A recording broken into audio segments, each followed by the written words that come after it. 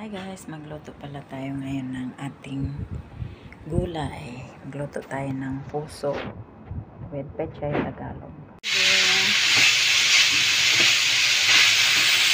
Haluan natin ng pechay Tagalog. Lagay na natin yung pechay Tagalog. Mix lang natin. Kaya may kulay naman yung ating gulay.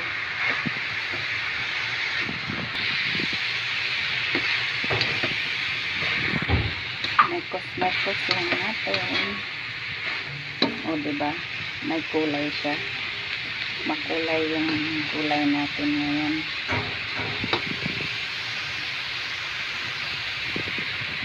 Okay na ang gulay natin sa kanan. Tayo. Ayan yung ating pagkain. Ayan o. Gulay nating puso.